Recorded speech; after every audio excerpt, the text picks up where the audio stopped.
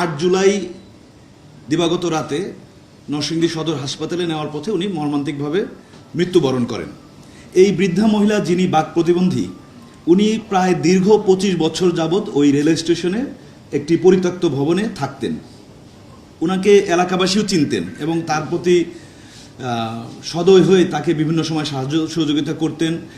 স্টেশনে যে যাত্রীরা আসতেন তারাও সাহায্য সহযোগিতা করতেন। উনি নিজেও ছোটোখাটো কাজ করতেন এবং ওনার দীর্ঘদিনের সঞ্চিত অর্থ তার কাছে ছিল। এটা দুর্বৃত্তরা জেনে যায় এবং ধারণা করা যায় যে এই অর্থ নেওয়ার জন্যই তারা আসলে হামলা করে। পরবর্তীতে রেলওয়ে পুলিশ ভৈরব থানাতে ওই স্টেশনের যে সহকারী স্টেশন মাস্টার, তিনি বাদী হয়ে 380, 323 এবং 506 ধারা অর্থাৎ চুরি, জখম এবং হত্যা চেষ্টার মামলা দায়ের করেন। এই ঘটনা জানার পর আমরা ছায়া তদন্ত শুরু করি এবং ঘটনার গুরুত্ব বিবেচনায় আমাদের র্যাব 11 নরসিংদী ক্যাম্প তাৎক্ষণিকভাবে জড়িত হয় এবং মামলার তদন্তকারী কর্মকর্তার সহায়তা, গোয়েন্দা তথ্য প্রযুক্তির সহায়তা, ঘটনাস্থল পরিদর্শন, প্রত্যক্ষদর্শীদের তথ্য সংগ্রহ এবং ধারাবাহিক অভিযানের মাধ্যমে আমরা মোট 5 জনকে শনাক্ত করি এবং গ্রেফতার করি। প্রথমে আমরা 3 জনকে গ্রেফতার করি নরসিংদী জেলা থেকে। 2 জন ওই ঘটনাস্থল অর্থাৎ নরসিংদী এলাকায় ছিল না। পরবর্তীতে তারা ব্রাহ্মণবাড়িয়ার নবীনগর উপজেলাতে চলে যায়। তখন আমরা আমাদের র্যাব 9-এর সহায়তায় ব্রাহ্মণবাড়িয়া থেকে গ্রেফতার করি।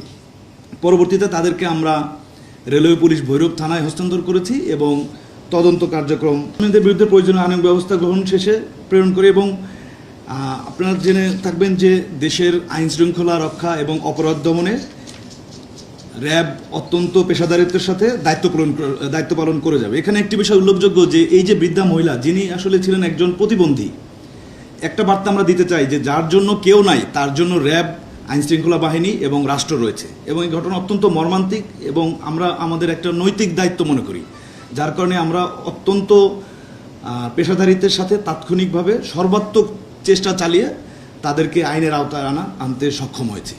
5 জনকে গ্রেফতার করা হয়েছে। তদন্তকারী কর্মকর্তা যদি মনে করেন যে আরও কারো সম্পৃক্ততা রয়েছে তাহলে তাদেরকেও আইনের আওতায় নিয়ে আসবেন বা গ্রেফতার করবেন। আমরা যেটা জানতে পেরেছি যে ওনার কাছে যে কিছু টাকা সঞ্চিত ছিল, এটা আসলে ওখানে যাদেরকে আমরা গ্রেফতার করেছি তারা জানতে পারে এবং এই 5 জনের মধ্যে 3 জনের পূর্বে মাদক সেবনের মামলা রয়েছে, অর্থাৎ তারা মাদকাসক্ত। তো ধারণা করা যেতে পারে হয়তো যেহেতু তারা মাদকাসক্ত এই জন্য তাদের হয়তো বা টাকার প্রয়োজন ছিল। আর তারা যেহেতু জেনে যায় যে এই বৃদ্ধা মহিলার কাছে টাকা রয়েছে এবং উনি তো কথা বলতে পারেন না, উনি বাক প্রতিবন্ধী, যার কারণে এই টাকা নেওয়ার উদ্দেশ্যেই তার উপর হামলা করে বলে ধারণা করা যায়। টাকার অ্যামাউন্ট আনুমানিক 20,000 টাকা বলে আমরা তদন্তে পেয়েছি। হয়তো পরে আরও নিশ্চিত হওয়া যাবে, তবে এখনো পর্যন্ত যেটা আমরা জানতে পেরেছি যে আনুমানিক 20,000 টাকা।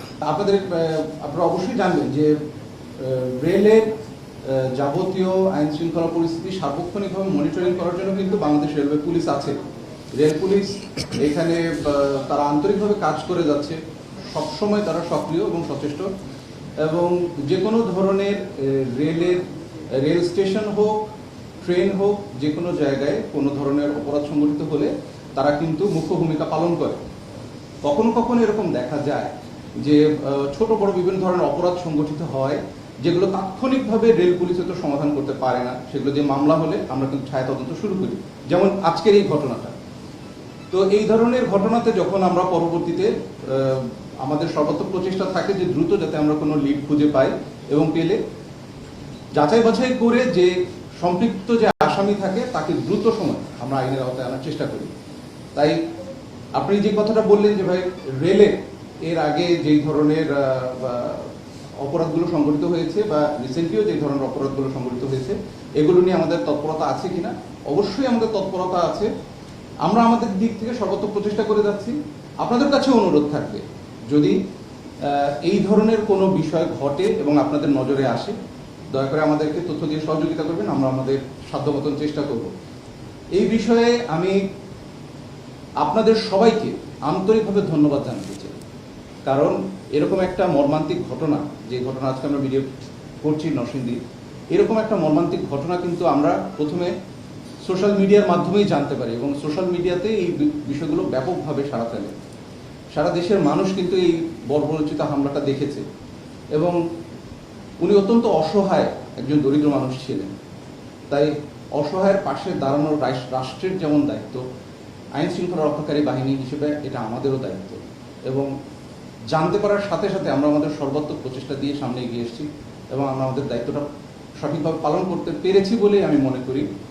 যদি এর সাথে সম্পৃক্ত আর কেউ থাকে, অবশ্যই আমরা যারা তদন্তকারী কর্মকর্তা আছেন তাদের অধিযাচন পত্রের পেলে আমরা ইনশাল্লাহ আমরা আমাদের সাধ্যমতন চেষ্টা করব বাকি দেখতে, এবং আমরা সর্বাত্মক আমাদের প্রচেষ্টা থাকবে যাতে এই বিষয়টিও আমরা আমলে নিয়ে শীঘ্রই কোনো ভালো ফলাফল আপনাদের সামনে উপস্থাপন করতে পারি।